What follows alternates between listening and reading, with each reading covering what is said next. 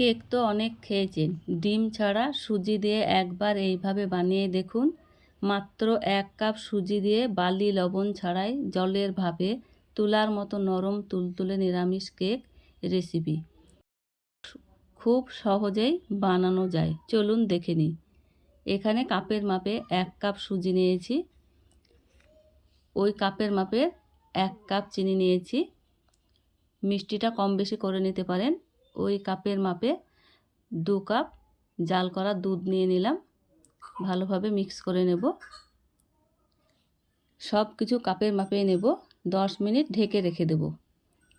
যে পাত্রে কেকটা বসাবো তেল ব্রাশ করে নিচ্ছি। তেল ব্রাশ করে নিয়েছি।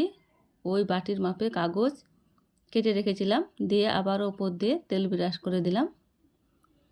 এটা পাশে রেখে দিলাম। এদিকে গ্যাসে কড়াই দিয়ে জল বসিয়ে স্ট্যান্ড দিয়ে 5 মিনিট ঢেকে রাখছি গরম হওয়ার জন্য। 10 মিনিট হয়ে গেছে। সুজির সঙ্গে দুধটা আরেকবার নেড়ে নিচ্ছি। অনেকটা গাঢ় হয়ে এসেছে।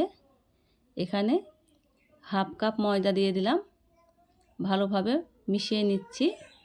হাফ কাপের কম তেল দিয়ে দিলাম। ভালোভাবে মিক্স করে নেব। সব কিছু যেন ভালোভাবে মিশে যায়। এইভাবে 2-3 মিনিট ফেটিয়ে নেব। ফেটানো হয়ে গেছে।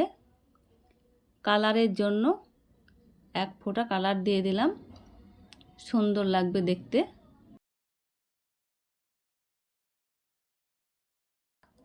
এদিকে হাফ চামচ বেকিং পাউডার, হাফ চামচ ভ্যানিলা দিয়ে আবারও মিশিয়ে নিচ্ছি। খুব সুন্দরভাবে মিশিয়ে নেওয়া হয়ে গেছে। যে পাত্রে কেক বসাবো ব্যাটারটা উপর থেকে ঢেলে দিচ্ছি। ঢেলে দেওয়া হয়ে গেছে। জল বসিয়ে রেখেছিলাম, গরম হয়ে গেছে। ওই বাটিটা বসিয়ে দিচ্ছি, কেকের বাটিটা। ঢেকে রাখবো 30 মিনিট। 30 মিনিট পর ফিরে এলাম। একটা কাঠি দিয়ে চেক করে দেখছি, কিছুই নেই কাঠিতে। ফ্রেশ মানে কেকটা হয়ে গেছে। নামিয়ে ঠান্ডা করে নেব। কেকটা ফেটে গিয়েছে। কেকটাকে উল্টিয়ে নিচ্ছি।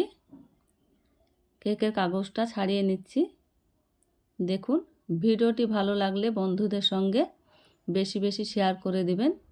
খুব সহজেই কেক বানানো যায় ঘরে সুজি থাকলে। আপনাদেরকে কেটে দেখাচ্ছি। দেখুন, খেতে তো অসম্ভব মজার হয়। খুব সহজেই বানানো যায়। আশা করছি আজকের রেসিপি আপনাদের কাছে ভালো লাগবে। সবাই ভালো থাকবেন, সুস্থ থাকবেন।